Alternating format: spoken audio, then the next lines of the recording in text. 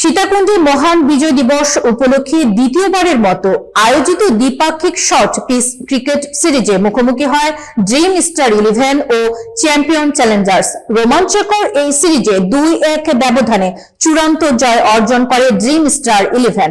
সীতাকুণ্ড প্রতিনিধি মোহাম্মদ রমিজ আলী জানান, dream star 11 এর অধিনায়ক নোমান দলের নেতৃত্ব দেন এবং ধারাবাহিক ভালো পারফরম্যান্সের মাধ্যমে শিরোপা নিশ্চিত করেন। টুর্নামেন্টের সেরা খেলোয়াড় নির্বাচিত হন ড্রিম স্টার 11 এর সহ অধিনায়ক জিকু। চ্যাম্পিয়ন চ্যালেঞ্জার্সের অধিনায়ক ফয়সাল সর্বোচ্চ রান সংগ্রহ করে সেরা ব্যাটসম্যান হন এবং রাহুল সর্বোচ্চ উইকেট শিকার করে সেরা বোলারের সম্মাননা পান। সিরিজের উদ্বোধন করেন বিশিষ্ট রাজনীতিবিদ ও সমাজসেবক মোহাম্মদ মঞ্জুর হোসাইন মঞ্জু। উদ্বোধনী অনুষ্ঠানে উপস্থিত ছিলেন মোহাম্মদ নুরুন নবী সওদাগর, মোহাম্মদ আমিনুর রশিদ, মোহাম্মদ শওকত আলী সহ অন্যান্য গণ্যমান্য ব্যক্তি। টুর্নামেন্টের পৃষ্ঠপোষকতায় ছিলেন NMP enterprise, Nurun Nabi enterprise ও টায়ার অ্যান্ড ব্যাটারি শপ।